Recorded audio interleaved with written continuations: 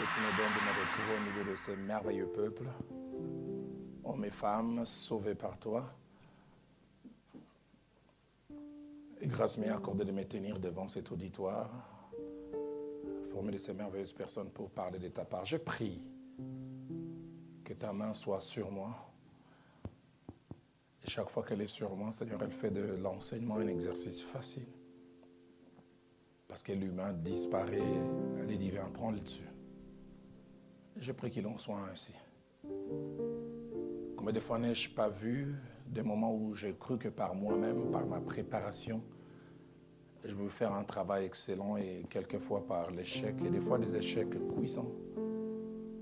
J'ai appris que c'est toi l'acteur principal. C'est pourquoi ce soir, je voudrais que tu prennes toute la place. Je ne me présente pas ici en spécialiste, je viens simplement comme un pécheur sauvé par grâce, à qui tu as donné quelques lumières, et quand je dis quelques lumières très minimes, que je puisse me tenir ici. Fais du bien à quelqu'un au travers de ma personne. Je te le demande au nom de Jésus. Amen. Que Dieu soit béni. Reprenons nos places. Bonsoir à tout le monde. Alors je voudrais d'abord commencer par m'excuser pour les grands retards avec lesquels nous arrivons. Je ne vais pas parler d'une formule consacrée indépendamment de notre très bonne volonté. Il y a eu quelques ratés dans notre façon de gérer notre arrivée. Mais bon, Dieu merci, finalement, nous sommes là. Alors, j'ai un bouquet de passages à lire avec vous, 6 passages. Pourquoi? Parce que chaque passage va nous servir pour parler des incontournables. Alors, nous commençons notre randonnée biblique. En même temps, je dis un grand merci à mon frère, mon confrère, le pasteur Douglas, qui nous a fait le plaisir, il y a quelques mois en arrière, de venir participer avec nous à un culte des jeudis au Centre missionnaire Philadelphie à Kinshasa. Et quand vous arrivez jeudi à Philadelphie, c'est un culte assez spécial, où il n'y a ni chaise, ni autre chose, il n'y a que des nattes. Et tout le monde se retrouve sur les nattes. Alors vous imaginez 6 000 à 6 500 personnes sur les nattes. C'est l'une des merveilleuses réunions que moi, en tant que pasteur, j'aime. J'aime dimanche, mais bon. Mercredi aussi, les jours d'enseignement, même jeudi, c'est ma réunion. Exode chapitre 17. Exode chapitre 17, nous lisons du 8e au 10e verset. Exode 17, 8 à 10. Amalek vint combattre Israël à Réphidim. Alors Moïse dit à Josué, choisis-nous des hommes, sors et combat Amalek. Demain je me tiendrai sur le sommet de la colline, la verge de Dieu dans ma main. Josué fit ce que lui avait dit Moïse pour combattre Amalek. Et Moïse, Aaron et Hur montèrent au sommet de la colline. Nous lisons le livre des Nombres, au chapitre 11. Nombres, chapitre 11, et là nous lisons du verset 10 au verset 17. Nombres, chapitre 11, du verset 10 au verset 17. Moïse entendit le peuple qui pleurait, chacun dans sa famille et à l'entrée de sa tente. La colère de l'Éternel s'enflamma fortement.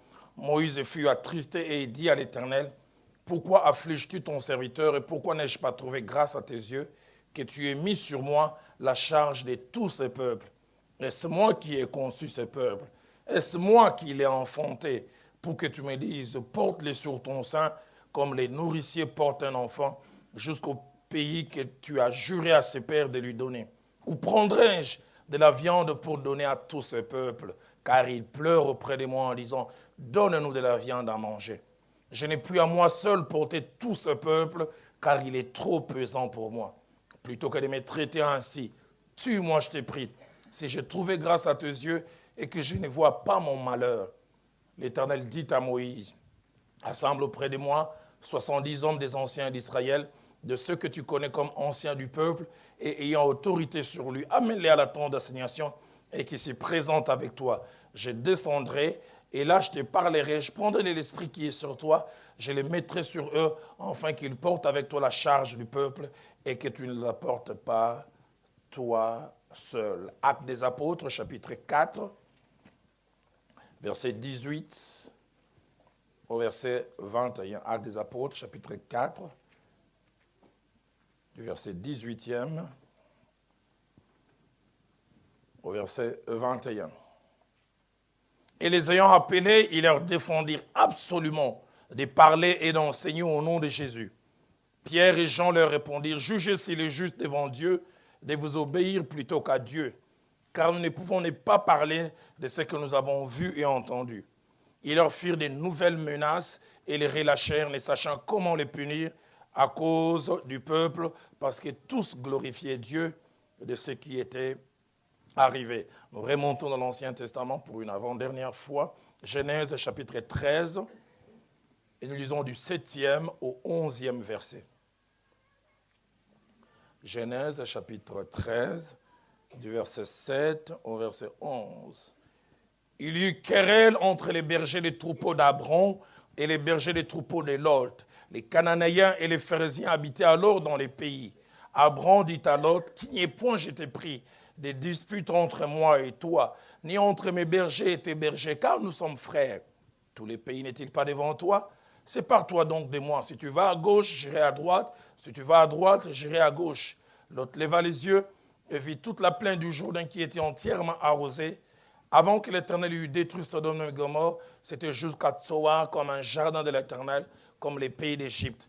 Lot choisit pour lui toute la plaine du Jourdain et il s'avança vers l'Orient. C'est ainsi qu'ils se séparèrent l'un de l'autre. L'avant-dernier passage, Actes des Apôtres, chapitre 23,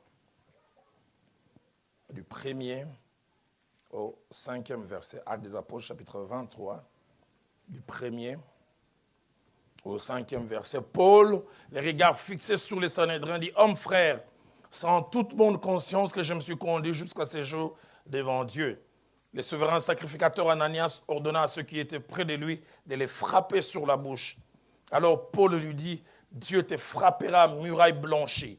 Tu es assis pour me juger selon la loi, et tu violes la loi en ordonnant qu'on me frappe. » Ceux qui étaient près de lui disent, « Tu insultes le souverain sacrificateur de Dieu. » Et Paul dit, « Je ne savais pas, frère, que ce fut le souverain sacrificateur, car il est écrit, tu ne parleras pas mal du chef de ton peuple. » Nous terminons avec une assez longue lecture, Exode chapitre 18. Et là, nous lisons du verset 13 au verset 23. Exode 18, du verset 13 au verset 23. Le lendemain, Moïse s'assit pour juger le peuple, et le peuple s'étend devant lui depuis le matin jusqu'au soir. Le beau-père de Moïse vit tout ce qu'il faisait pour le peuple, et il dit, « Que fais-tu là avec ce peuple? Pourquoi sièges-tu seul et tout le peuple se tient-il devant toi depuis le matin jusqu'au soir? » Moïse répondit à son beau-père, « C'est que le peuple vient à moi pour consulter Dieu. Quand ils ont quelques affaires, ils viennent à moi, je prononce entre eux et je fais connaître les ordonnances de Dieu et ses lois. » Le beau-père de Moïse lui dit, « Ce que tu fais n'est pas bien. Tu t'épuiseras toi-même et tu épuiseras ce peuple qui est avec toi, car la chose est au-dessus de tes forces, tu ne pourras y suffire seul. Maintenant, écoute ma voix. Je vais te donner un conseil, que Dieu soit avec toi, sois l'interprète du peuple auprès de Dieu et porte les affaires devant Dieu. Enseigne-leur les ordonnances et les lois et fais-leur connaître les chemins qu'ils doivent suivre et ce qu'ils doivent faire. Choisis parmi tout le peuple des hommes capables, craignant Dieu, des hommes intègres, ennemis de la cupidité. Établis-les sur eux comme des chefs des 1000, chefs des 100, chefs des 50 et chefs des 10. Qu'ils jugent le peuple en tout temps, qu'ils portent devant toi toutes les affaires importantes et qu'ils prononcent eux-mêmes sur les petites causes. Allège ta charge et qu'ils la portent avec toi. Si tu fais cela et que Dieu te donne des ordres, tu pourras y suffire. Et tout ce peuple parviendra heureusement à sa destination. Moïse écouta la voix de son beau-père et il fit tout ce qu'il avait dit. Si incontournable point pour un leadership efficace. C'est le thème que Dieu a déposé dans mon cœur. D'abord, parler de leadership efficace à 3 idées. Premièrement, un leadership efficace, c'est un leadership qui produit des résultats positifs, mais surtout des résultats qui demeurent. Deuxièmement, parler de leadership efficace, c'est parler d'un leadership qui satisfait. Ça satisfait et Dieu et ça satisfait les bénéficiaires, le peuple. Troisièmement, parler d'un leadership efficace, c'est parler d'un leadership qui sécurise. Et Dieu veut que le leadership soit un leadership qui produit des résultats, un leadership qui satisfait et Dieu lui-même et satisfait le peuple, mais qui puisse aussi sécuriser. Il y a un certain nombre de choses que je voudrais mentionner avant de toucher ces si incontournables. La toute première des choses, c'est que dans le leadership, il n'y a pas que les privilèges. Il y a aussi les responsabilités. La plupart des gens, nous aimons les privilèges attachés au leadership, qu'on appelle PDG, qu'on m'appelle pasteur, qu'on m'appelle grand frère, qu'on m'appelle chef de la chorale. Mais au-delà de ces privilèges, il y a aussi des responsabilités. Et des fois, nous aimons plus les privilèges et nous ne sommes pas prêts à assumer les responsabilités attachées derrière. Deuxième chose importante attachée au leadership, c'est que le principe du leadership est que la majorité jouisse du bonheur à cause de la clairvoyance d'un seul. Ça, c'est un grand principe du leadership, c'est que la majorité ou le grand nombre puisse jouir du bonheur ou profiter des choses à cause des actions de la minorité d'une personne. Et combien de fois, beaucoup ne peuvent pas bien aller parce que celui qui est devant ne fait pas ce qu'il faut. J'aime beaucoup cette image attachée au leadership. Vous verrez avec les TGV, tout ce que vous avez comme train, c'est une locomotive, une seule, mais qui amène tout ce qu'il y a comme wagon. 20, 30. Une seule locomotive, mais il y a plusieurs voitures. Et c'est cette petite locomotive qui est devant, qui tire tout le reste. Et là, le principe du leadership, c'est que plusieurs soient heureux par la clairvoyance de celui qui est devant. Troisième chose importante, c'est que le leadership a deux sources. Premièrement, le leadership est inné. On est leader ou on ne l'est pas. Ça ne se fabrique jamais. C'est inné. Dieu n'a pas fait tout le monde pour être leader. Et je vais même plus loin pour dire qu'il y a des gens appelés à être des numéros 2 à vie. Et si vous commettez la bêtise d'en faire numéro 1, vous lui rendez lui-même un mauvais service et vous rendez un mauvais service à ceux devant qui il est placé. Et vous aussi, si vous n'avez pas les capacités de rester, d'être un numéro 1, acceptez, même si on vous propose, refusez, dites, si vous vous aimez vous-même, laissez-moi ici. Exode chapitre 32, versets 1 à 2, ainsi que le verset 21 à 23 le montrent. Combien de fois il y a des gens qui sont numéro 1, ils estiment que c'est facile, numéro 2 plutôt, ils estiment que c'est facile ce que le numéro 1 fait. C'est pour ça qu'il est bon de temps en temps de déléguer les pouvoirs.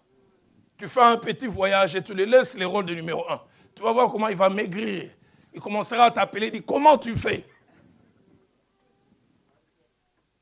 Moïse a toujours été numéro 1. Et Aaron pouvait dire, mais c'est facile. Ce qu'il fait, je peux le faire aussi. Moïse est allé juste sur la montagne 40 jours et 40 nuits. Aaron n'a pas su gérer les peuples. Vaudor fabriqué. Pourquoi là où Moïse résistait, il disait aux gens, non, Aaron n'a pas su dire. Il y a des Aaron condamnés à rester des numéros 2. N'en faites jamais de numéro 1. Ils vont vous fabriquer un veau d'or. Au verset 21, quand Moïse descend, il dit, mais qu'est-ce que tu as fait ces peuples? Il dit, c'est que ces peuples est un peuple courroide. Ils n'écoutent pas. Mais Aaron, c'est ces mêmes peuples que moi j'ai toujours eu. J'ai appris à leur dire, non, eux ils écoutent. Mais quand ils ont parlé à Aaron, Aaron n'a pas su. Et je dis, le leadership est inné. Si on vous prend au hasard comme ça, 10, 15, on vous laisse dans une pièce, 1 heure, 2 heures, 3 heures, un chef va naître là. Après le silence, quelqu'un dira, mais on ne peut pas rester comme ça. Celui-là, il a le leadership. Il y a d'autres même, il a le désir de dire quelque chose, de dire rien. Ça, c'est un bon numéro 2, un bon exécutant. Donc, le leadership est à deux sources, c'est inné. Mais deuxièmement, le leadership s'apprend aussi. On peut avoir tous les potentiels, mais il y a aussi des choses que l'on peut recevoir. Inné, mais ça s'apprend aussi. Ça s'apprend de deux manières. Ça s'apprend en voyant quelqu'un être leader, mais ça s'apprend aussi par des choses que l'on peut nous communiquer. Le temps nous manquerait d'en parler aujourd'hui. Quatrième chose, c'est être leader est une chose, mais savoir ce que cela signifie et exige est une autre chose. Quelqu'un a dit que le leadership n'est pas simplement un problème de position. Il y a des gens qui occupent la position mais qui n'exercent pas l'influence. Mais il y a d'autres, sans occuper la position, ils exercent une influence. Mais combien c'est bon que celui qui occupe la position puisse savoir quelles sont les attentes attachées au leadership. Et parmi les incontournables du leadership, le tout premier incontournable, c'est qu'un bon leader doit savoir trouver des solutions aux problèmes. Si tu veux être leader, sache que l'un de tes rôles principaux, c'est savoir trouver des solutions aux problèmes. Savoir régler les problèmes qui existent. Et en matière de problèmes et de solutions, un bon leader doit savoir ces 5 choses que je vous prie de noter. La première, c'est que les problèmes font partie de la vie. Et surtout de la vie du leader. Si tu aspires au leadership, alors prépare-toi à la résolution des problèmes. Je veux être pasteur titulaire, je veux être chef d'orchestre, je veux aussi être chef de la chorale. Prépare-toi à rencontrer des problèmes et être la source des solutions. Deuxième chose, résoudre les problèmes fait partie du job description, connu ou inconnu de tout leader. Mon épouse n'est pas ici, je peux en parler assez facilement. J'aime souvent lui dire, Jésus est au ciel, mais sur terre, c'est moi. J'aime souvent dire à mon épouse, Viviane, ta foi, c'est Jésus, mais ta foi, c'est aussi moi. J'ai jamais oublié, on était à Nairobi, on a passé des moments difficiles. On a fait quasiment 3 semaines. Je n'arrivais pas à mettre le pain sur la table de ma femme et de mes 3 filles de l'époque. Et puis un beau matin, j'avais l'impression que le Saint-Esprit avait inoculé la sainteté et le sens du fardeau à mon épouse. Elle m'a réveillé à 5 heures. Roland, Dieu est au contrôle. Même si on n'a rien à manger, on va prier Dieu et le Dieu qui agit. À 5 heures, on a commencé à prier. Elle parle en langue comme les femmes pentecôtistes savent le faire. 6 heures, 7 heures, 8 heures. Quand on a fini, j'ai dit, serre-moi dans tes bras. Seigneur, merci pour la femme que tu m'as donnée. Elle a disparu quelques 10 minutes. Et puis quelques 15 minutes après, elle revient et dit, bon, Roland, l'autre Rouliani. Qu'est-ce qu'on va manger aujourd'hui? J'ai dit, toi et moi, on vient de parler au même Dieu. Donc finalement, c'est toujours moi qui dois trouver des solutions. Donc malgré qu'on a prié, c'est moi qui dois faire quelque chose.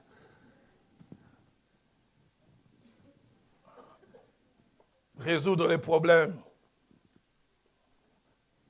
fait partie du job description d'un vrai leader. Troisième chose que je me redis, c'est qu'en termes de problèmes et de solutions, il y a des bonnes et aussi des mauvaises solutions. Il y a des bonnes et il y a des mauvaises solutions.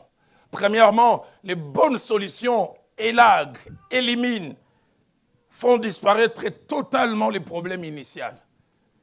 Une solution n'est solution que si elle élague, elle élimine, elle fait disparaître les problèmes initiaux. Mais il y a aussi des mauvaises solutions. Les mauvaises solutions ont 2 caractéristiques. Soit elles gardent les problèmes intacts, ou soit même l'amplifient. C'est pour cela que j'ai dit, une solution n'est réellement solution que si elle élimine le problème initial.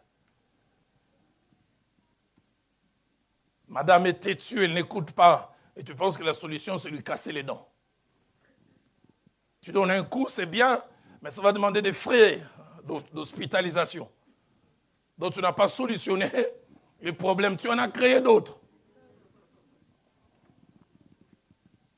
Il y a des bonnes et il y a des mauvaises solutions. Quatrième chose, il y a deux types de problèmes. Et ça, tout leader doit le savoir. Il y a des problèmes prévisibles. Ce qu'on voit, ce qu'on peut entrevoir, ou ce qu'on peut voir venir. Mais il y a aussi des problèmes imprévisibles, qu'on ne prévoit pas, qu'on ne s'imagine pas, qu'ils vont arriver. Et ça, tout leader doit le savoir. Quand j'ai voulu me marier, mon père m'a dit, Roland, désormais tu es marié, et bientôt tu vas commencer à avoir des enfants. Il doit toujours y avoir chez toi un minimum en termes d'argent. Il dit, quand tu manques de tout, qu'un $100 reste. Et même quand quelqu'un vient te poser un problème, tu dis, il n'y a rien, ce n'est pas que tu as menti. Il y a au moins ça. Et je n'ai jamais oublié, il m'a donné cette merveilleuse histoire, cette parabole, où on parle des veuves qui étaient sages et des autres qui ne l'étaient pas, folles. Il dit, ils ont gardé une partie d'huile. Pourquoi? Parce qu'un problème peut arriver à l'improviste. Tu n'as pas le temps d'appeler un ami. Tu dois toi-même avoir quelques ressources pour trouver problème. Qu'il y a des gens qui ont perdu des enfants, une crise est arrivée subitement, tu ne sais pas appeler un taxi. Pourquoi? Parce qu'il n'y a pas. Et mon père me disait, un bon leader prévoit l'imprévu.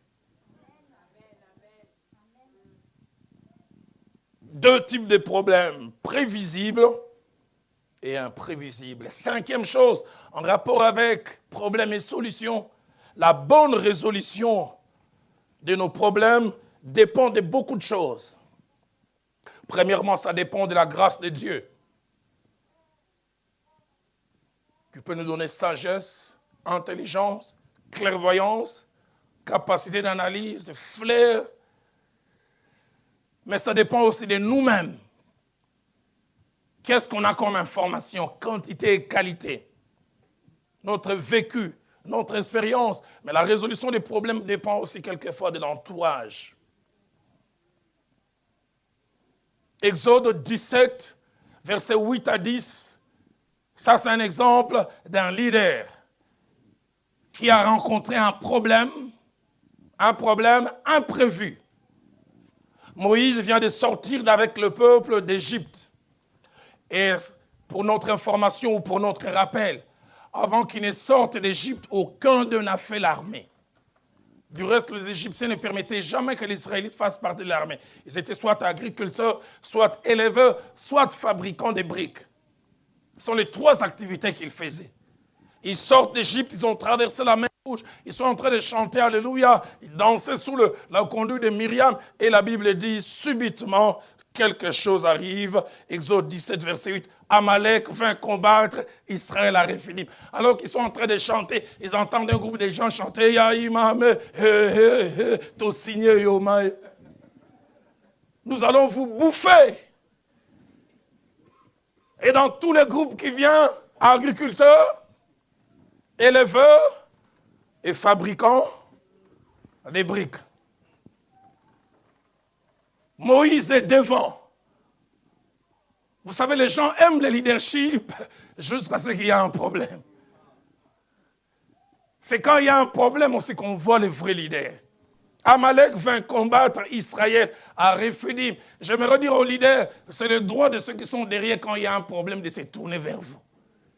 Quand les gens ont vu ça, Moïse, qu'allons-nous faire? J'aime la promptitude avec laquelle... Alors Moïse dit à Josué, choisis-nous des hommes, sors et combat. C'est le jour-là que l'armée israélite est née. Problème prompt, solution aussi prompte. Ils n'ont pas le temps de cogiter. Chaque minute perdue, le peuple peut être complètement rasé. Donne-nous des leaders qui trouvent solution au problème. Choisis des hommes. Il fait même la répartition des tâches. Choisis des hommes, s'ils peuvent prendre des bâtons, qu'ils prennent. Je ne sais pas ceux qui ont des râteaux qu'ils prennent.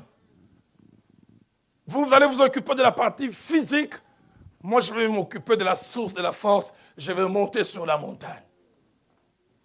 Problème imprévu, mais solution. Et là, on voit les qualités des leadership de Moïse. On ne voit pas de panique. Il ne se met pas à trembler. Il doit trouver une solution. Mon épouse n'est pas là, je peux en parler assez librement. Et surtout ceux qui m'ont accompagné, ils n'en parlaient pas. Elle et moi, on s'est mariés en octobre 92. Pour ceux qui connaissent un peu Kinshasa, nous habitions pas très loin du camp Tchatch. Le grand mur de la région des eaux et juste les quartiers après. Au mois de janvier, il y a eu les secondes pillages chez nous au pays. Et c'était terrible. Je n'ai jamais oublié ce jour-là, j'étais allé prêcher à l'une des cellules de notre église là-bas dans la cité Mamobutu. Et puis les pillages ont commencé là vers 17h. J'ai dû même arrêter la prédication, l'enseignement vers 17h45. Je sors pour prendre un transport, il n'y en avait pas. J'ai fait les pieds avec un ami qui était à l'époque célibataire, aujourd'hui marié, pasteur Kali. Quand on est arrivé à l'église de la Borne, Kali dit, Roland, moi je suis arrivé. Et c'était, cette parcelle, c'était l'air que c'est chez moi. J'aurais voulu aussi rester là, mais j'avais laissé l'enfant d'autrui à la maison.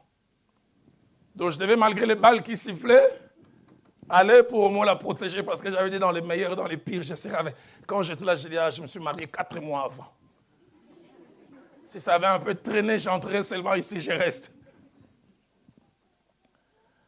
Et j'ai fait les pieds. Je ne pouvais pas prendre la route principale parce qu'il y avait des militaires, ils arrachaient. J'ai pris des chemins détournés. Et quand j'arrive vers 19h40, devant chez nous, je vis partout c'était éteint, sauf la grande lumière qu'il y avait chez nous. Bon, il n'a pas eu le réflexe d'éteindre. Et ça tirait de partout. Dès que je suis entré, elle m'a serré dans les bras. Elle dit, qu'est-ce que je suis content que tu es là. J'ai dit, Bandi Magabiso quand même. Hein. Ils reconnaissent quand même notre valeur. On n'avait même pas fait 10 minutes que ça a commencé à cogner à la porte. Tant. Et puis ça a tiré 3 fois. Les temps que je réalise, mon épouse a battu le record du monde du 100 mètres. J'ai entendu seulement fiou. Ce n'est qu'après que je lui ai posé la question, comment tu as fait? Parce que notre lit était très bas là. Je n'ai jamais su comment il est entré. Quelqu'un a dit en biologie, on appelle ça l'instinct de conservation de la vie. Elle s'est retrouvée là, piou, les temps qu'elle rentre, paf. C'était 5 jeunes gens des militaires, ils ont cassé la porte. Ils se sont retrouvés devant moi. Je dois vous avouer, normalement, j'ai tremblé terriblement. Mais pour ne pas leur montrer que j'ai tremblé, j'ai bien enraciné mes jambes. Chez nous, à Kinshasa, on dit qu'on piclait. Et quelqu'un a dit, quand on a peur, il faut faire peur. J'avais l'impression de l'air d'être calme. Je dis, qu'est-ce que vous voulez? J'ai discuté avec eux 2-3 minutes. L'un d'eux, je pense, a pris, il y avait du pain. Et puis, ils sont partis. J'ai fermé la porte, je suis rentré. Quand je suis rentré, il m'a dit, Roland, qu'est-ce que tu es courageux? Je dis, mais qu'est-ce que tu penses?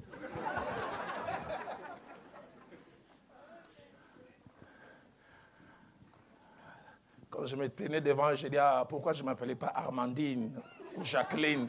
Pourquoi je m'appelle Roland? Et vous savez, la meilleure, quand ils sont partis, les 20 minutes qui ont suivi, je suis allé faire pipi 6 fois.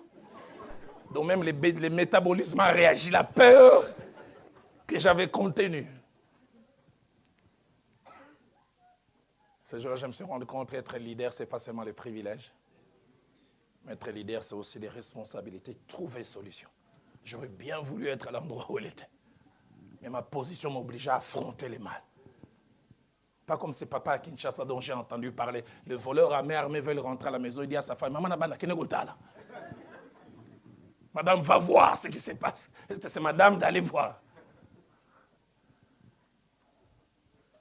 J'entends une femme qui est en train de dire, mon mari aurait dû entendre ça parce que ça, c'est vraiment lui. Mais Moïse a su trouver la solution. Problème prompt. Solution prompte. Seigneur, rends-nous capables d'être non seulement de ceux qui occupent la position, mais qui savent trouver des solutions.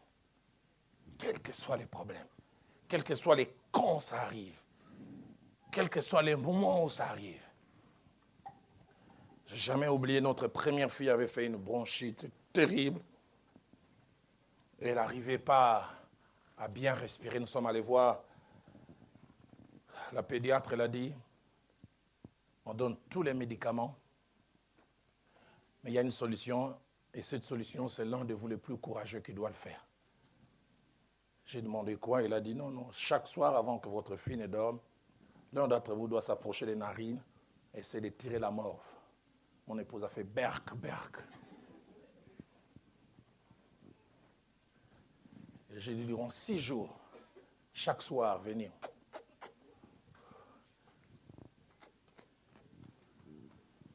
Leadership. Ah, c'est pourquoi la Bible dit, enfants, honorez vos parents. Des fois, vous n'avez aucune idée du prix que les parents payent. Et demain, simplement, on te dit, est-ce que tu peux aller acheter... Ah, la morve que j'ai pris dans la bouche. Deuxième incontournable qu'un bon leader ne doit jamais oublier, c'est qu'un bon leader doit savoir gérer la pression. Dans le leadership, nous rencontrons la pression. Quand je parle de la pression, j'aimerais parler de forces extérieures qui veulent nous pousser à faire des choses, à aller dans une certaine direction. Chaque leader sera un jour appelé à rencontrer la pression. C'est pour cela que j'ai dit, certains aiment la position, mais ils ne sont pas équipés pour affronter tout ce qui est contenu. Nombre chapitre 11 que nous avons lu. Moïse était content d'être numéro 1. Mais subitement, quelque chose se passe. La manne est tombée du ciel. Le peuple a apprécié la manne durant quelques jours. Et puis à un moment, le peuple a dit, ça en est assez. Lundi, manne. Mardi, manne. Mercredi, manne. Janvier, manne. Février. Nous en avons assez de la manne. Qui nous donnera de la viande? Changeons de régime. Nous voulons autre chose. Et la Bible parle de la réaction de Moïse. Écoutez le verset 10 de Nombre 11. Quand Moïse entendit le peuple qui pleurait, chacun dans sa famille et à l'entrée de sa tente. Verset 11. Moïse fut attristé et il dit à l'Éternel, pourquoi affliges-tu ton serviteur? Pourquoi n'ai-je pas trouvé grâce à tes yeux que tu aies mis sur moi la charge de tous ces peuples? Pour lui, l'absence des charges, c'est une grâce. Écoutez ce qu'il dit au verset 12. Est-ce moi qui ai conçu ce peuple?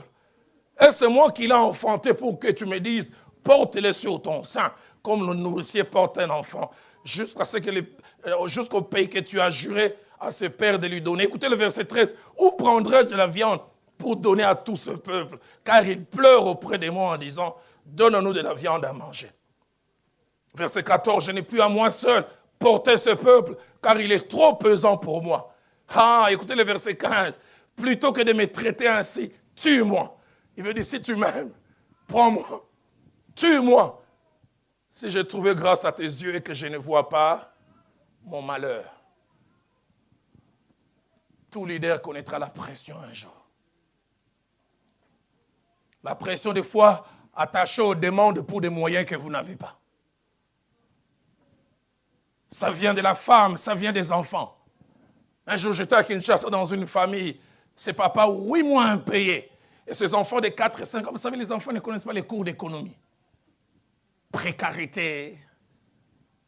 Ils ne connaissent pas. Ils sont allés jouer avec leurs amis. Et leurs amis étaient en train de manger de la crème. Et ils sont rentrés, ils ont dit à maman, tu peux dire à papa de nous acheter la crème. Quand papa a dit ça, il a dit à son épouse, ces enfants vont me tuer, que je m'étrangle.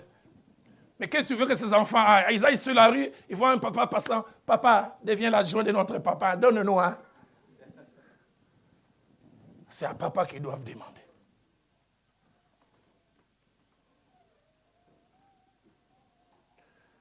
J'ai eu un jour à gérer un problème de couple, à être pasteur. Ils étaient mariés, ça faisait 3 ans. La première année, ils n'ont pas eu un enfant. C'est au milieu de la deuxième année qu'ils ont eu leur fille. Et c'était 5 jours avant que leur fille aînée ne puisse avoir 1 année. Le frère m'a appelé, pasteur, on a un problème, c'est une histoire de vie ou de mort. Si tu ne nous aides pas, le divorce est à la porte. Je les ai appelés. J'ai dit, frère, quand ils sont rentrés, personne ne regardait l'autre. J'ai vu seulement les frères qui bougeaient la jambe et qui respiraient comme s'il était sous l'eau. Et la femme qui était à ses côtés, durant 5 minutes, elle faisait ça, mon thé m'a passé. Mon thé m'a passé. Mon thé m'a passé. Le cœur fait mal. J'ai demandé au frère, qu'est-ce qu'il y a comme problème? Il dit, pasteur, ce n'est pas un secret, tu connais mon salaire. Je touche $180. Puis respire d'abord. Et quand je paye la dîme, parce que si tu es fort en calcul, tu sais combien il reste? 162. Et les loyers, je paye $100. Les transports, je ne vais pas. Alors, depuis 2 semaines, il fait qu'il m'a cassé la tête. On doit fêter les 1 année de notre fille. Et tu as des besoins, $800. Pasteur, que je porte une cagoule, que j'aille voler en banque, ou quoi? Quand j'ai fini comme ça, je me retourne vers la dame. Maman, tu as quelque chose? Pasteur, pasteur, je vais mourir. Écoutez, comme je vais essayer de traduire ça en français. Après, il dit, pasteur, ce que vous avez dans le 5e, il y a les bottes. Dans le salon, photo, il y a des oignons, ça. Tout ça soufflé. Bougie, il y a 1 année, moi, on a comme ça.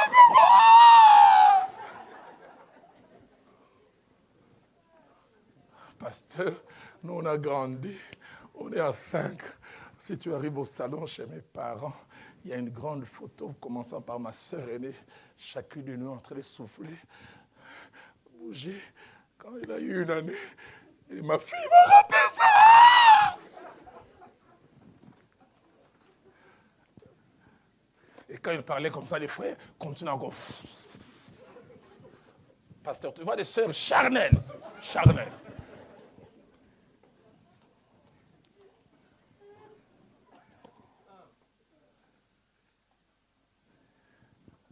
J'ai dit à ma soeur, attends, on va revenir. Hein. J'ai appelé les frères. Je l'ai amené derrière. J'ai dit, frère, toi tu es dans la logique. Et tu as raison. Elle est dans l'émotion. La valeur sentimentale que cela représente pour elle enlève toute logique. Je dis, frère, je suis marié depuis 16 ans. Je lui dis à Ngala, fais-tu un abou salambo. Faites cette fête. J'ai dit, tu ne sais pas, nous qui avons vécu 16 ans, combien nous ne mettons pas l'eau dans les vins. Mon pasteur m'avait dit, les mariages, c'est comme un peu, il y a une constitution. La constitution du mariage subit beaucoup d'amendements pour la paix. S'il n'y a pas d'amendement, c'est le divorce. Dans le mariage, il n'y a jamais de talibans, d'intégristes. J'ai décidé.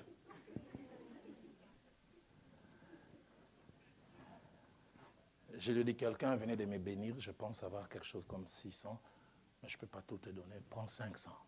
Bats-toi pour les restes, mais faites la fête. Je parle avec eux, j'ai prié, ils sont partis. Quelques jours après, je suis arrivé à la fête. J'ai trouvé l'homme et la femme sur la piste.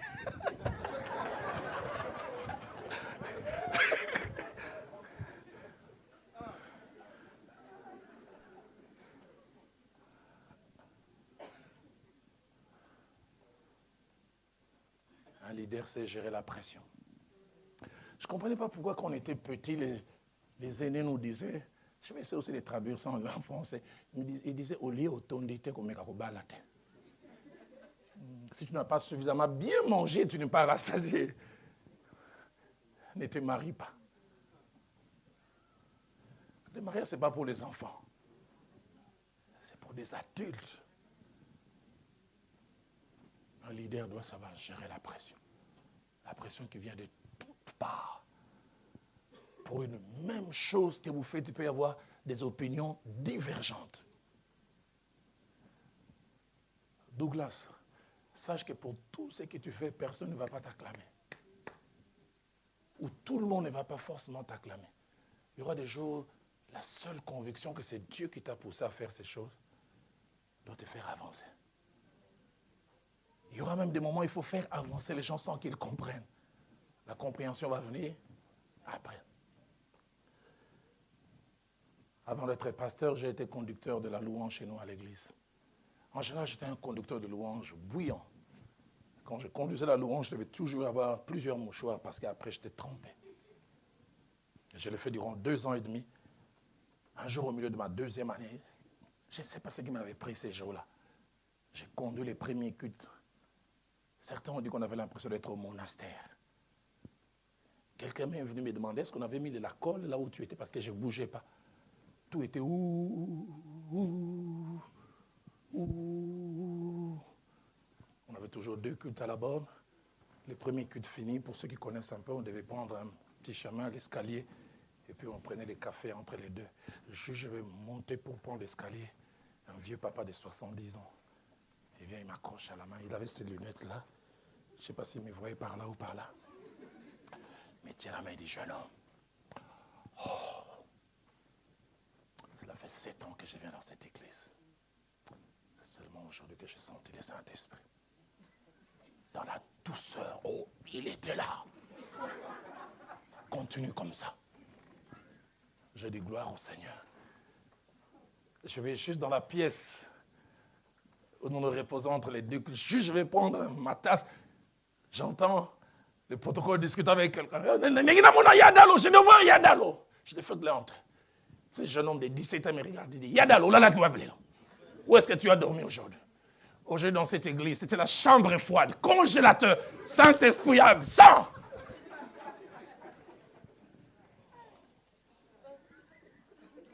J'ai regardé les jeunes, j'ai dit merci, prie pour moi pour qu'au deuxième que le Saint-Esprit revienne.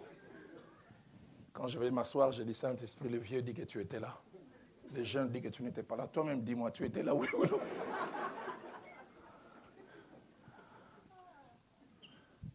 Pression. Un même plat pour lequel tu peux recevoir des compliments. Tu verras aussi du silence. Moïse, nous sommes fatigués. Et tout leader doit apprendre à accepter la contrariété. Doit apprendre à accepter qu'on dise du mal de lui. Et Douglas soit blindé. Le pasteur Vernon me laisse l'église durant 3 semaines. Il va en vacances quelque part. J'ai terminé de prêcher ce dimanche-là. Waouh! Je n'ai reçu que des compliments, des compliments. Et je sortais pour prendre mon véhicule. Juste quand je vais prendre mon véhicule. Et je sais que cette personne s'adressait à moi, mais elle faisait semblant. Il était à plus de 5 ou 6 mètres. Il était en train de dire aux autres, il dit, moi ici dans cette église, il n'y a qu'un seul pasteur, Jacques-André Vernon. Tous les autres, ce sont des diacres. Et je savais que c'est moi qui le visais. Et il a ajouté, même celui qui a prêché aujourd'hui, si vous m'amenez sa prédication, fausse prédication, est-ce qu'il y a un marteau? Je vais casser ça. Et j'entendais ça. Et il a ajouté, vous voulez que je vous dise, tout au long de la prédication, 55 minutes, il a dit, eh ben, 52 fois, eh ben, 52. Ah, vous n'avez aucune idée de ce qui se passe à l'église. Je voulais monter dans les véhicules, j'ai laissé l'ami qui était là, je suis remonté à la cabine technique, j'ai retrouvé les jeunes frères qui nous aidaient, Alain Yanga. J'ai dit, Alain, donne-moi pour l'époque, c'est les cassettes VHS. J'arrive avec la cassette VHS à la maison. Mon épouse dit, Roland, tu vas manger? Je dis non, j'ai à manger une autre nourriture. Je plaçais cela, je commençais à compter. Eh ben, 2, eh ben, 10, eh ben, 15, eh ben, 20, eh ben, 52. Je dis, mais c'est vrai.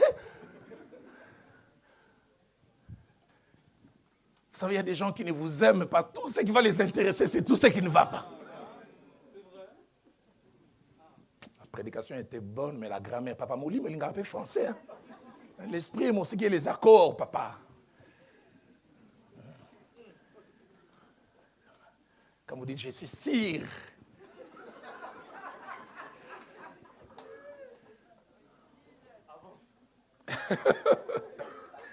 Pression, pression, pression. Par rapport aux pressions, elles peuvent être de plusieurs ordres. Mais c'est au leader de savoir comment gérer ça. 1 Samuel 13, versets 11 à 12, Saül a reçu de la pression. Ce n'était pas à lui d'offrir avant d'aller combattre. Certes, Samuel tarda à venir, mais le peuple a commencé à le mettre sous pression. Il dira plus tard à Samuel, quand je voyais que tu tardais à venir et le peuple me mettait sous pression, j'ai offert. Donne des leaders qui savent résister à la pression. Rester d'aplomb sur une position malgré ce que le public dit. 1 Samuel 26, versets 8 à 11, nous parle de David qui a su gérer la pression d'Abishai. Alors que Saül est à sa portée, Abishai a sa théologie, c'est Dieu qui te donne l'occasion de tuer ton ennemi. Tue-les. Il avait dit David, arrêta ces gens. Donne-nous des leaders qui savent gérer la pression. Combien de fois des leaders font des choses, non pas qu'ils veulent, non pas pour lesquelles ils sont convaincus, parce que ceux qui sont derrière les poussent. Luc chapitre 23, verset 17 à 25, Ponce Pilate ne sait pas gérer la pression. Il a conscience que Christ est innocent. Mais la foule, crucifie-le, crucifie-le. Il a difficile. J'aime beaucoup l'un des hommes qui a changé l'histoire de l'Église, Martin Luther. Il est là où il est, quelqu'un les rejoint et dit, Martin Luther, tu dois changer d'avis parce que tout le monde est contre toi. 3 personnes me sont venues lui dire, il a dit, tout le monde, ça fait à peu près combien? Il a dit, quasiment toute la ville, 1 million de personnes. Il semble qu'il est resté calme. Il a relevé la tête et dit, allez dire à tout le monde, je suis aussi contre eux. Un leader doit savoir gérer la pression. Il y a plusieurs types de pressions. Il y a des pressions ouvertes, il y a des pressions cachées, et puis il y a des pressions subtiles. Il y a des gens qui vous font pression ouvertement. Il y a des pressions cachées. Il y a des pressions subtiles. Mais un bon leader saura gérer la pression et savoir céder si c'est nécessaire et savoir rester ferme si c'est aussi nécessaire. Un leader doit savoir qu'il peut avoir raison avant tout le monde et voir ce que les autres ne voient pas. Et ce n'est pas parce que les autres ne voient pas que tu dois changer d'avis. Plusieurs ont difficile à gérer la pression pour plusieurs raisons. J'en ai noté 4. La première raison, le manque de courage. Un manque de courage. Manque de conviction. Des gens qui sont prêts à rester d'aplomb parce qu'ils croient que quelque chose est vrai. Et surtout dans nos églises où des fois il y a des comités.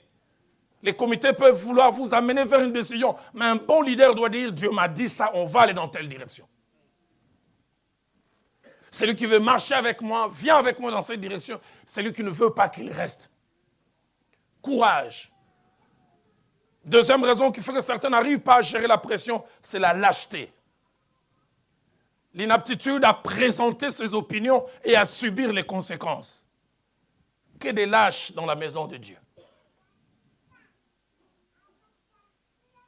Troisième raison, c'est le manque de certitude. Si vous-même vous manquez de certitude, vous avez difficile à tenir. Avez-vous des certitudes? Avez-vous des choses sur lesquelles vous pouvez rester? Les disciples, on est venu leur dire, ne prêchez plus en ces noms. Ils ont dit, jugez vous-même. Si on doit vous écouter plutôt qu'écouter, le manque de certitude. Et quatrième raison, c'est la peur de l'échec et de ses conséquences. Ah, il est possible qu'eux, ils ont raison. Hein? Supposons que j'ai mon tête et que ça ne marchait pas. Qu'est-ce qu'ils diront après? Je le toucherai à la fin. Un bon leader n'a pas peur d'aller dans une direction. Même s'il y a la possibilité qu'il se trompe. Troisième incontournable d'un bon leader. Un bon leader doit avoir le sens de l'anticipation. Doit voir avant tout le monde. Doit voir tôt et au bon moment. Un bon leader doit voir ce que les autres ne voient pas encore. Un bon leader doit voir les beaucoup qu'il y a dans le peu. Un bon leader doit voir les demain cachés dans l'aujourd'hui. Et Genèse 13, versets 7 à 11, est un bel exemple. Abraham est sorti d'Ur en Chaldée avec son neveu Lot. Ils ont une marche ensemble de plus de 40 ans. Et puis la Bible dit quelque chose se passe. Il y a eu querelle entre les troupeaux d'Abraham et les troupeaux de Lot. Abraham anticipe. Il dit, ça commence avec les bergers, ça finira par nous. Je veux résoudre ces problèmes avant. Je n'ai jamais oublié cette belle phrase que mon pasteur, le pasteur de plusieurs que j'ai vu ici, Jacques-André Vernon disait. Il disait, mieux vaut tuer un œuf qui est immobile que de chercher à attraper un coq pour le tuer. Mieux vaut tuer un œuf. Un œuf est immobile que de chercher à attraper un coq. Un coq, c'est le même œuf, mais qu'on a fait traîner. Qui a grandi, qui devient mobile. Il y a des choses, il faut les traiter quand c'est minime. Certaines choses, je n'ai pas la possibilité d'en parler du haut de cette chair. J'en parle souvent quand j'enseigne les pasteurs. Il y a certains collaborateurs, il faut savoir se séparer à temps. Tu sens déjà, cet enfant grandit. La maison devient trop petite.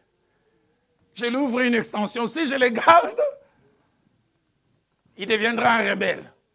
Mais si je me sépare de lui, je lui donne la possibilité d'aller, il me fera allégeance. Il continuera. Je vois ça avant. Celui-là, il a les grains de la rébellion. Je n'ai jamais oublié. 3 ans après le début de Philadelphie, un frère commença, je sentais, puis je l'ai appelé. Une réunion, on était à 6, je lui ai dit, frère, ton dernier jour à Philadelphie, c'est aujourd'hui. Je vais t'aider si tu vas aller commencer une œuvre, mais tu ne viens plus. Ta place n'est plus. Anticipation. Et Abraham a vu ça. Et quand il a vu ça, c'est lui qui allait toquer à la porte de Lot. Et oncle, tu as des choses à me dire? Oui. Toi et moi, on doit se séparer. Oh, oncle! Oncle! Est-ce que moi j'ai un autre papa? Tu m'as pris quand j'avais 2 ans. Il dit non, on doit se séparer. Si tu vas à gauche, j'irai à gauche. Si tu vas à droite. Et vous savez quoi? La séparation ne les a pas empêchés de garder des relations. La preuve, juste quelques temps après, la Bible dit quoi? Plusieurs chefs venus de Sodome et Gomorrhe attaquèrent Lot. Et il avait dit, Abraham arma les gens les plus braves de sa maison, ils sont allés délivrer Lot. Mais il a anticipé. Il a vu ma prière. Douglas, que Dieu te donne le sens d'anticipation. Voir demain, aujourd'hui. Voir avant. Il y a des problèmes qu'il faut les résoudre au bon moment. Mais la même solution, tu la décales dans les temps, manque d'efficacité. Seigneur, donne des leaders qui voient loin, mais qui voient tôt. Il y a un passage que certains ont difficile à comprendre, mais merveilleux passage, Genèse chapitre 21, verset 10. Sarah voit ce qu'Abraham ne voit pas. Ismaël était né, et puis quand Isaac est né, à peine les gens, les enfants sont en train de jouer, que quelque chose se passe. Et Sarah vient dire, tu dois chasser cet enfant et sa mère. Pourquoi? Sarah est clairvoyante. Si on les laisse, ils vont grandir ensemble. Et lui, comme il s'est dit, il est le premier né, le problème se posera au moment de l'héritage. Il avait dit, Abraham vu cela d'un mauvais œil. Ils sont allés chercher l'arbitrage de Dieu. Et Dieu lui dira, écoute, Sarah. Pourquoi? Parce que Sarah a vu. Abraham, c'est un émotif. C'est un sentimental. Mais Sarah est clairvoyante. Anticipation. C'est pour ça que j'aime quand la Bible dit 2 valent mieux que 1. C'est que l'un ne voit pas, l'autre les voit. Et cette capacité d'anticiper, les leaders doivent les demander. 4e incontournable. Un bon leader doit être courageux. Dites avec moi, courageux. Le courage, c'est cette force mentale et émotionnelle qui nous pousse à poser des actes, à lever les options. Le courage influencera notre agir, mais aussi notre parler. Le courage a quelques caractéristiques, j'en ai noté 3.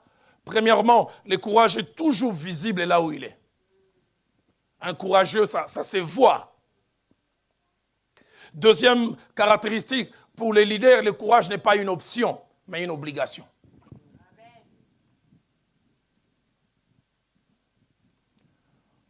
Troisième caractéristique, le courage peut être au présent, la sémence pour des futurs meilleurs. Acte 4 que nous avons lu, versets 18 à 21, nous voyons ceux de l'église primitive faire montre de courage. Beaucoup de courage. Ils ont commencé à enseigner la parole de Dieu et quelque chose se passe. On s'élève contre eux. Les ayant appelés, ils leur défendirent absolument d'enseigner au nom de Jésus. Et j'aime souvent insister, ils sont en face, non pas d'une opinion, ils sont en face d'une institution, les Sanhédrins. L'institution la plus forte dans le judaïsme. On les a appelés, on les a fait asseoir et on leur dit, nous avons décidé. Pierre se lève calmement. Ainsi que Jean, jugez sur les justes devant Dieu, de vous obéir plutôt qu'à Dieu. Car nous ne pouvons pas parler de ce que nous avons vu et entendu. Mon pasteur, le frère Jacques-André Vernon disait, le courage, ce n'est pas l'absence de tremblement. Le courage, c'est avancer même en tremblant. Et des leaders courageux. J'ai suivi un documentaire sur Martin Luther King. Quel courage! Si tu fais la marche à tel endroit, on va envoyer des chiens, il s'est tenu. Si vous faites telle chose, voilà ce qui va se passer. Il n'a pas lâché. Et c'est parce qu'il a été courageux qu'il a changé la condition des gens de sa peau. Il y a des instants où le courage est d'une grande importance. Très, très grande importance. Et les leaders doivent demander cela de la part du Seigneur. Notre Seigneur a tremblé avant d'aller à Gethsemane. Mais plus tard, quand il a prié, j'aime ce que la Bible dit. Un ange venu du ciel vient les fortifier. Et celui qui disait, s'il est possible, éloigne de moi cette coupe. Quand l'ange l'a fortifié, la Bible dit, il s'éleva et dit à ceux qui étaient avec lui, allons. Car celui qui me livre approche. Courage. Allons-y. C'est dur, mais on va y aller. Quand nous avons commencé Philadelphie, Douglas, j'ai dû me présenter au tribunal 5 fois. 3 fois, les voisins se sont réunis, pétition signée, et j'ai été un jour devant le numéro 1 de la police. Je me demandais est-ce que je vais sortir normalement ou bien menotté. J'ai regretté l'époque où j'étais adjoint. Quand j'étais adjoint, quand un problème arrivait, j'ai dit allez voir les vieux, j'y vais. Là, il n'y avait plus personne vers qui envoyer. C'est à moi d'y aller. Un jour, on m'a appelé un vendredi. Il semble la stratégie était qu'on t'appelle vendredi pour audition. On te garde jusqu'à 21h, comme samedi, il ne travaille pas. Garde à vue jusqu'à lundi. J'ai dû aller. J'ai été dur. Au fond de moi, j'ai tremblé, mais je ne voulais pas montrer cela. Monsieur, vous ne savez pas à qui vous parlez. Faites ce que vous allez faire et vous allez voir. Vous ne savez pas qui est derrière moi. Humainement, il n'y avait personne, mais je savais que Jésus, mais je mettais la pression. Vous ne savez pas qui est derrière. Et puis il s'est mis à dire, nous savons ce qui vient à l'église. J'ai dit, tu ne sais pas. Je commençais à faire les 100 pas. Oh, pasteur, viens, on va s'entendre. J'ai dit, non, on ne va plus s'entendre. Soit vous me libérez, ou ça va chauffer. 10 minutes après, on m'a libéré au fond de moi. J'ai dit, Mangungu pesara bien.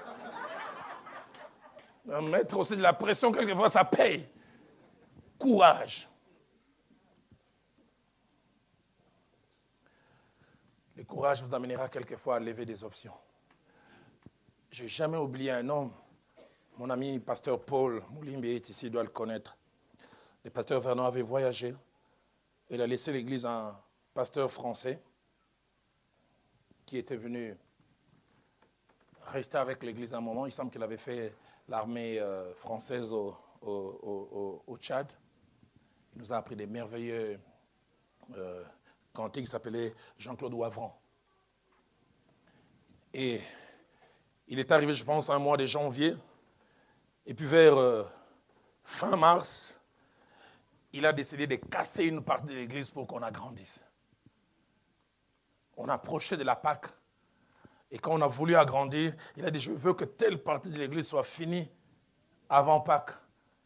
Et on a discuté lors d'une réunion. Et on a vu dans la caisse, il y avait 14 000 $. Et pour qu'on finisse tout, il fallait faire sortir un minimum de 13 500. On lui a dit, toute la paye mensuellement de tous les personnels qui avaient à la borne, ça faisait à l'époque entre 8 à 9 000 $. Il a levé et dit, je décide. Faites sortir les 13 500. Et si dans 3 semaines, il n'y a pas l'argent de la paye, demandez-moi des comptes. Je dois vous assurer, je faisais partie de la réunion. Quand il levait cette option, j'étais content de m'appeler Roland Dallot et pas Jean-Claude Wavran. J'étais content d'être moi et pas à sa place. 10 jours avant la date fatidique, les trésoriers commencent à faire circuler des bruits. Il dit, jusqu'aujourd'hui, en caisse, on n'a que 800.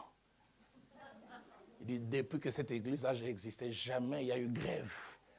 Vous, à cause de vos convictions, et vous suivez cet homme, pour la première fois, il y aura grève. Et puis à l'absence du visionnaire, vous allez voir. La veille de la paix, on voit seulement les trésoriers sortir. Il dit à Lingala, Mundelo Azandoki.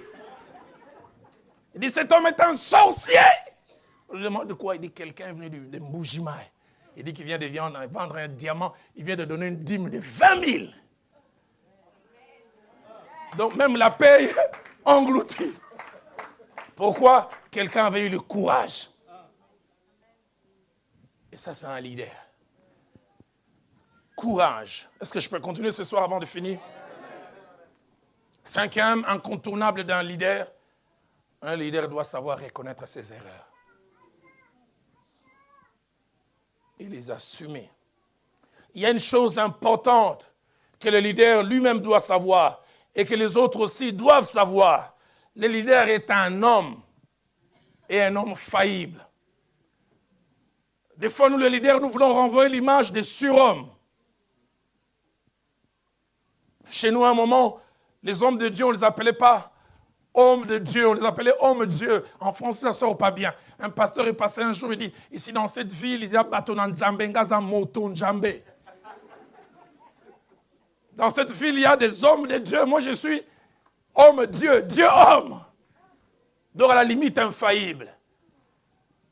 Tout homme, quel que soit ce que Dieu peut faire avec toi, doit savoir que tu n'es qu'un homme faillible. Il y a quelques erreurs qu'il y a dans ces termes, il y en a 2. Première erreur, parce qu'il est loin de l'Éternel, il ne se trompe jamais. Il parle à Dieu et il a son numéro privé. Il ne se trompe jamais et il ne peut jamais se tromper. Peut-être c'est le cas de Douglas. Moi, il m'arrive de me tromper. Deuxième erreur, l'homme de Dieu, s'il savait qu'il s'est trompé, ne doit jamais assumer et s'humilier. Sinon, il perd l'autorité. Fausse doctrine. Pasteur, même si tu te trompes, mais ne dis pas ça en public, pasteur. Tu es quand même le...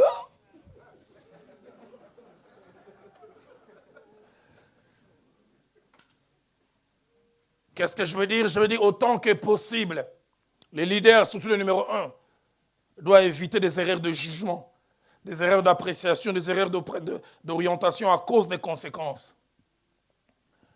Mais si ça arrive, il doit assumer. Il doit éviter. La première fois que j'ai médité sur ce passage de 2 Samuel 24, verset 5, David s'est trompé. Il a fait faire ce qu'il ne fallait pas faire. Et la Bible dit 70 000 hommes sont morts. Et quand l'ange de l'Éternel commence à frapper, il dit, n'est-ce pas moi qui ai péché? Pourquoi tout ce peuple? Et je dis souvent, Seigneur, épargne-moi. Mais j'aime Acte 23 que nous avons lu. On voit le côté sanguin de l'apôtre Paul, mais on voit aussi son humilité. Paul, les regards fixés sur le Sanhédrin, dit, « Oh, mes frères, c'est en toute bonne conscience que je me suis conduit jusqu'à ce jour devant Dieu. » Et la Bible dit, les souverains sacrificateurs Ananias ordonna à ceux qui étaient près de lui de les frapper sur la bouche. Paul, un sanguin, quand on l'a frappé, alors Paul lui dit, Dieu te frappera, muraille blanchie. Tu as ainsi pour me juger selon la loi, et tu violes la loi en ordonnant qu'on me frappe. Écoutez le verset 4, ceux qui étaient près de lui dire, tu insultes le souverain sacrificateur de Dieu. J'aime l'humilité de Paul, il assume. Verset 5, je ne savais pas, frère, que ce fut le souverain sacrificateur. Car il est écrit, tu ne parleras pas du mal des chefs de ton peuple. Il reconnaît qu'il a fauté. Il reconnaît qu'il s'est trompé. Il reconnaît qu'il a eu erreur de jugement. Je n'ai jamais oublié ce président tanzanien. Quand la Tanzanie a eu son indépendance, trop de nationalisme à l'époque avec Kwame Nkrumah, avec Lumumba, il a décidé, on ne parlera pas anglais. La seule langue, ça sera le Swahili. Et puis les pays tout autour, le Kenya, l'Ouganda, s'est développé 20 ans durant ostracisme, pas autre chose. Et le Kenya, plutôt la Tanzanie faisait du surplace. Vers les années 77-78, il s'est levé un jour et dit, j'ai eu une erreur de jugement. Je démissionne et placer quelqu'un d'autre. Et si vous voulez changer de direction, changez de direction. Et cette personne a replacé l'anglais. Un leader ne doit jamais avoir honte de reconnaître qu'il s'est trompé. À l'église, en famille. Ne jamais avoir honte. Ne jamais avoir peur de dire, chérie, je n'aurais pas dû parler comme ça. Que des maris qui ont difficile à assumer les erreurs. Difficile à demander pardon. Et sixième incontournable, et je termine ce soir, presque attaché au cinquième, un bon leader doit être ouvert aux apports extérieurs. Un bon leader doit être ouvert aux apports extérieurs, c'est-à-dire ce qui vient des autres. Un leader doit savoir ces trois choses. La première, il ne se suffit pas par lui-même. Aucun d'entre nous ne se suffit. Quand Dieu a créé l'homme, même dans l'environnement le plus parfait, avant les péchés, Genèse 2, 18, Dieu dit, il n'est pas bon que l'homme soit seul. On attache cela la plupart des fois au mariage, mais ça va au-delà du mariage. Ça va dans tous les domaines. Il n'est pas bon que je sois seul.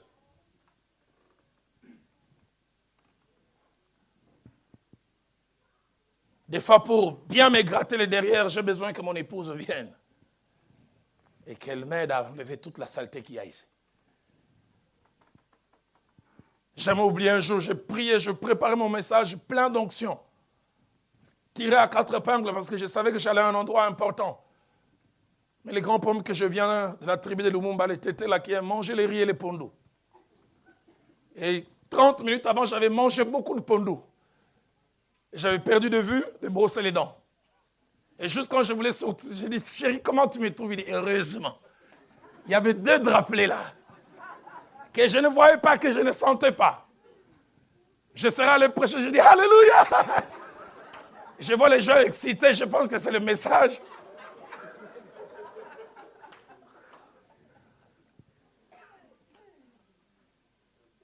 Nous ne nous suffisons pas. Vers la fin, je terminerai par un récit que je connais au Kenya. Deuxième des choses qu'un leader doit savoir, quels que soient les degrés, c'est-à-dire la quantité, la qualité de nos connaissances, nous ne connaissons pas tout.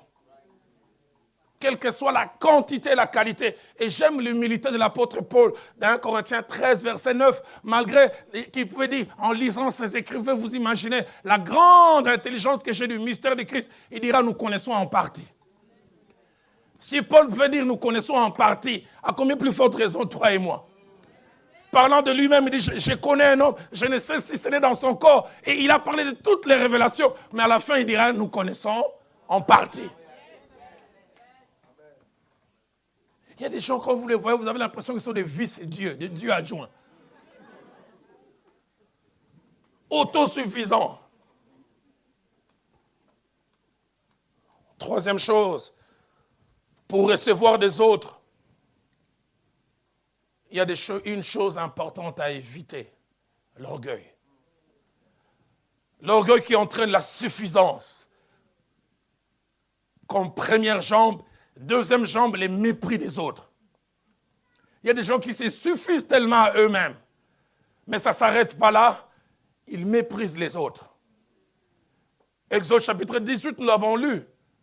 Du verset 14, du verset 13 plutôt, jusqu'au verset 24. C'est le grand Moïse qui a vu la gloire de Dieu sur la montagne. Qui parlait avec Dieu comme on parle avec un ami. Fort dans les surnaturels, fort dans le charisme, mais zéro en termes de management et de leadership. Zéro. On n'est pas fort partout. Jéthro, son beau-père, l'a observé. Depuis le matin, il est là, tout est centré sur lui. Il reçoit. Sincèrement, il se trompe, mais sincèrement, il pense avoir raison. Jéthro vient lui poser la question, que fais-tu là, Moïse? C'est que le peuple vient à moi. Il dit, j'aime. Le verset 18, il dit, ce que tu fais n'est pas bien. J'aimerais vous poser la question, quand quelqu'un émet une opinion négative sur ce que vous faites, comment vous réagirez? Jéthro, il dit à Moïse, ce que tu fais n'est pas bien. L'homme naturel aime les compliments. Quand les remarques viennent, et non seulement il dit, ce que tu fais n'est pas bien, il dit, écoute ma voix. Je vais te dire ce que tu dois faire. Il dit, dans les temps qui vont suivre, ta bouche doit chômer. Le seul organe qui doit travailler, ce sont les oreilles. Ferme la bouche. Sois ouvert. Choisis des chefs de 1000, des chefs de 100, des chefs de 50. Il dit, si tu fais ainsi, tu vas t'alléger la tâche. J'aime ce que le verset 24 dit. Moïse écouta son beau-frère. Bizarre. Si vous mettez le palmarès des deux, il n'y a pas match. J'aurais été Moïse, je l'arrêterais. Jéthro. Tu as déjà vu la gloire de Dieu, toi qui veux me parler? Tu as déjà entendu Dieu parler? Hein, Jéthro? Les buissons ardents qui tuent. Jéthro!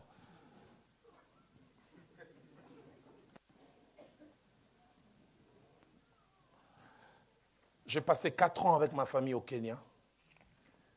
Il nous a relaté cette belle histoire au Kenya.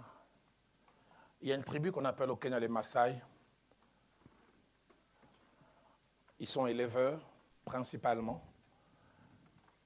Mais quand ils quittent leur coin et qu'ils viennent en ville, ils savent faire autre chose. Ils travaillent soit comme domestiques ou soit comme huissiers. Et s'il y a 10 domestiques ou 10 huissiers dans la grande ville de Nairobi, 9 sont Maasai. Et dans une grande bâtisse de la Société d'électricité du Kenya, plus de 25 étages, il y avait un Maasai qui travaillait comme huissier, mais il avait double handicap. Le premier handicap, il était Maasai. Le deuxième handicap, il bégayait. Donc un Maasai qui bégaye. Il était appelé chaque fois que son chef arrivait au rez-de-chaussée de la tente de prendre son sac. Son chef, un Kikuyu. Les Kikuyu, c'est la tribu au Kenya, ils sont les plus riches et ils aiment bien se vanter. Et les chefs Kikuyu arrivent, les Maasai qui bégayent, viennent prendre son sac. Juste quand ils veulent prendre l'ascenseur, l'électricité part. Et les Maasai ont commencé à se retourner vers son chef. Qu'est-ce qu'un Maasai? Et puis en plus un Maasai qui bégaye. À dire un Kikuyu. Ascenseur en panne, il marche, premier escalier, deuxième, au deuxième niveau. Il va en route. Jusqu'au 8e. Quand ils arrivent au 8e, devant la porte, alors le chef Maasai s'est retourné. Alors, qu'est-ce qu'un Kikuyu qui bégaye? Qu'est-ce qu'un Maasai qui bégaye veut dire à un Kikuyu? Écoutez sa réponse. Chef, j'avais l'impression que tu avais laissé la clé du bureau dans le véhicule. Le chef regarde Et c'était vrai. Il n'a pas eu le courage de lui dire, descends, va chercher. Parce qu'au moins 4 reprises, l'autre a essayé de lui parler. Dieu a placé des gens à tes côtés pour t'apporter ce que tu n'as pas.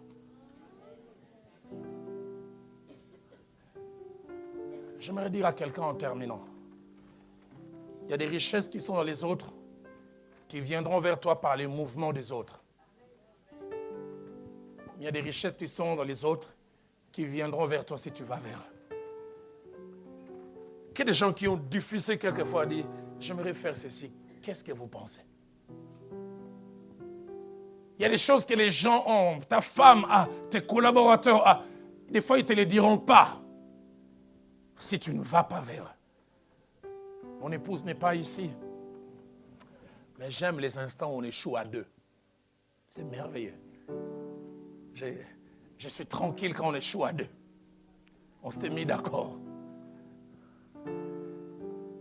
Mais j'aime disparaître. Quand je voulais m'engager dans une direction, il disait, Roland, tu es sûr? Comme je viens de chez Lumumba, l'un des défauts, on est têtu. Je dois le faire. Combien c'est dur à assumer quand j'échoue et qu'elle le doutait au départ. Des fois, je n'ose pas lui dire que ça n'a pas marché. Roland, comment cette affaire? Je t'en parlerai. Je ne vais pas lui dire, tu avais raison. J'aimerais nous inviter ce soir à baisser nos têtes dans la prière. J'aimerais lancer un triple appel. Je sais qu'il y a plusieurs degrés de leadership à l'Église, dans la société en général, en famille. Mais il y a quelqu'un ce soir qui veut dire, pasteur, Dieu m'a parlé. Je suis un piètre leader. De tout ce qui a été mentionné, je manque presque l'essentiel. Mais je veux avoir ces choses. Deuxième appel que j'aimerais lancer. Pasteur, Dieu m'a parlé. J'ai une partie de ce qui a été mentionné ce soir. Mais une autre partie, je manque. J'aimerais tout avoir au complet. Troisième et dernier appel. Pasteur, j'ai presque tout. Et même, j'ai même tout ce qui a été mentionné. Mais je veux les garder, je ne veux pas les perdre. Afin d'être un leader efficace. Je ne sais pas à quel appel vous allez répondre. Au premier, ceux qui manquent totalement. Au second, ceux qui ont une partie et pas tout. Au troisième, ceux qui ont presque tout, si pas tout, mais qui veulent dire, je ne veux pas perdre. Si vous voulez répondre à l'un de ces appels, levez-vous simplement. Je prierai avec vous.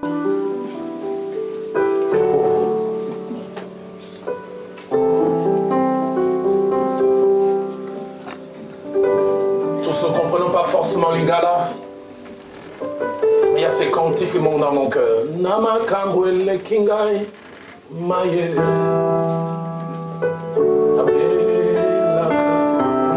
Quand je vois cet homme s'avancer, c'est vraiment l'image que je veux. Je veux plusieurs humblement venir se jeter à pied, à genoux ici, me dire, Seigneur, aide-moi. Je veux être un leader efficace. Je veux être rendu capable de résoudre les problèmes. Je veux savoir gérer la pression. J'aimerais avoir la capacité d'anticipation. J'aimerais avoir le courage de me tenir quelquefois contre les opinions contraires. J'aimerais avoir l'humilité de reconnaître mes erreurs. Dans mon couple, dans le groupe que je dirige, les problèmes qui arrivent quelquefois, parce que je n'arrive pas à assumer. Je n'arrive pas à dire, oui chérie, tu avais raison, je me suis trompé. Quand je me suis trompé, je pose des actes rédempteurs, mais je ne dis pas à l'autre, toi tu avais raison. Y a-t-il quelqu'un qui veut aussi dire que des richesses qu'il y a dans les autres. Mais je suis orgueilleux, je suis têtu, imbu de moi-même. Suffisant.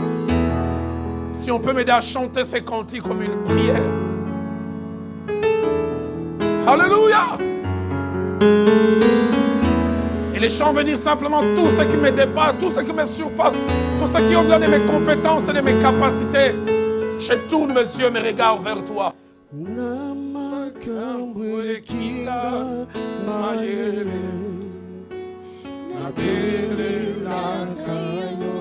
Alléluia.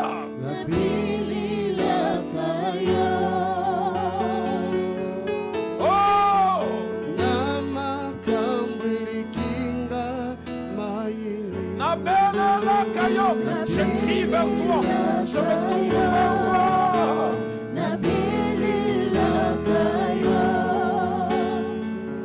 Alléluia. Alléluia.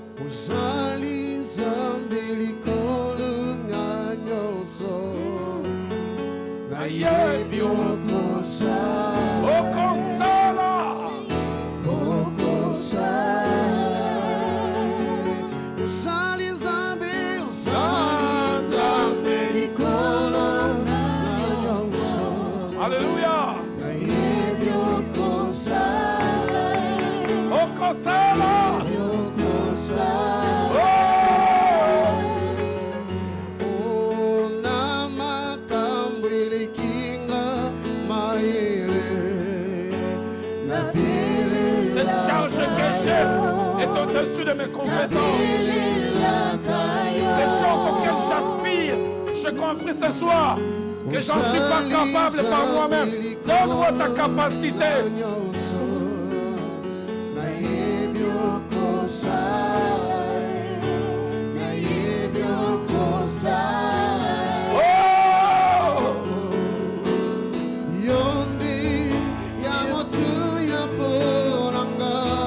C'est toi, Seigneur.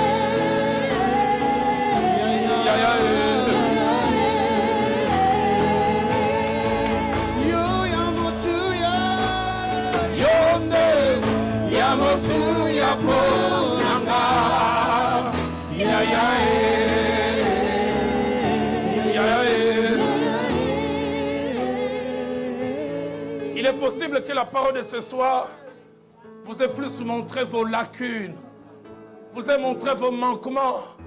Mais j'aimerais que vous chantiez avec moi. Gai, nakosuka awate. Yaya. Je ne m'arrêterai pas là. Yaya. Gai nakosuka boyete.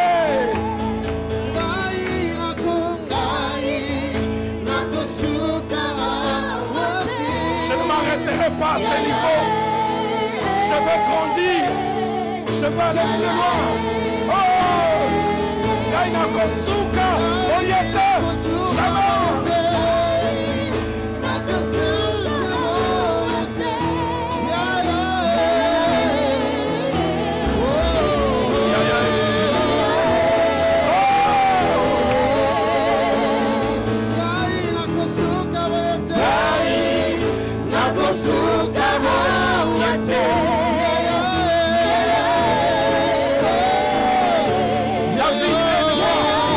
La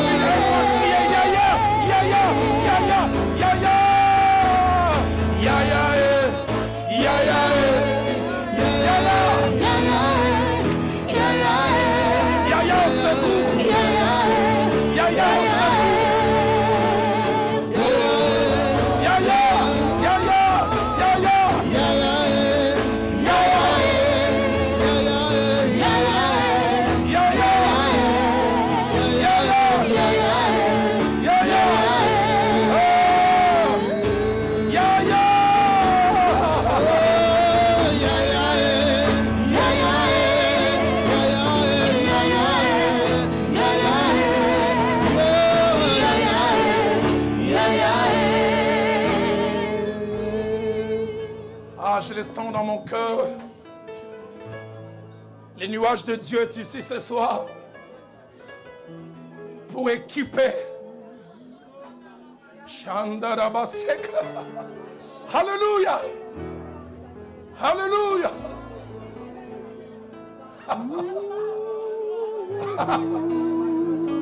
Élève ta voix. Parle à ce Dieu.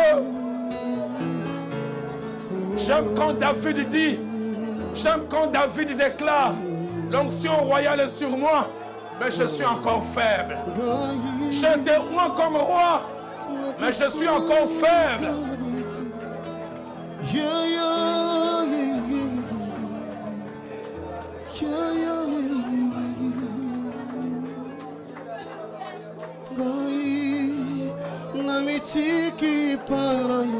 Quelque chose se passe ici ce soir. Quelque chose se passe en ce lieu. Cet endroit est ce soir comme une salle d'accouchement.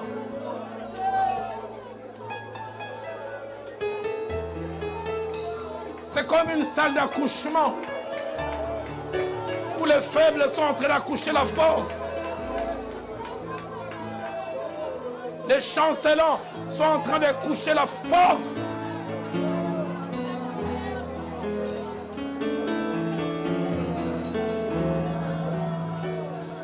Cet endroit ce soit comme un haut fourneau où les scories sont enlevés et le cuivre est pur, l'or pur, seul reste. Il est là, il est là. Il est là. Il est là. Il est là. Il est là. Il est là. Il est là. Il est là. Il est là. Il est là. Il est là. Le Saint-Esprit. Le Saint-Esprit. Alléluia. Il est là. Il est là. Il est là.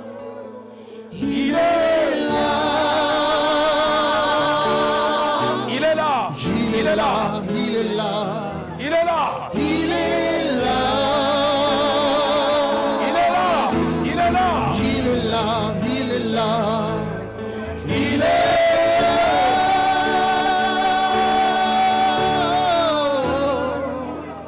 le Saint-Esprit.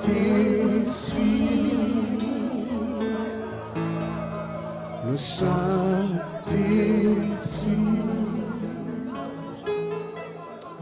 Dans les derniers jours, Alléluia. dit le Seigneur, Il a promis. je reprendrai de mon esprit sur toute chair. Alléluia. Alléluia. Vos fils et vos filles Non. prophétiseront. Et vos jeunes gens. Et vos jeunes gens auront des visions. Dans le dernier jour, dit le Seigneur. Je prie encore, terminons tous, nous puissions nous lever. Et ceux qui sont ici et ceux qui sont restés, tenons la main dans la main. Alors que l'homme de Dieu, le pasteur Akiewa, va s'avancer. Il priera après moi tout à l'heure. On va chanter encore ces cantiques. Fils et vos filles prophétiseront. Et vos jeunes gens. Et vos jeunes gens auront des visions. Alors que les cantiques sont en train de jouer en sourdine, Dieu me met à cœur, prie pour ton voisin, ta voisine, celle ou celui que tu tiens en main. En disant, Seigneur, si il ou elle manque toutes ces choses, donne-lui. S'il a une partie, il manque l'autre partie. Donne-lui ce qu'il manque. S'il a les tout, aide-la à ne pas perdre, à garder. Prie pour lui, prie pour elle. Dis, Seigneur, fais de lui un leader efficace. Qui non seulement occupe la position, mais joue le rôle. Qui non seulement profite des privilèges, mais assume aussi les responsabilités.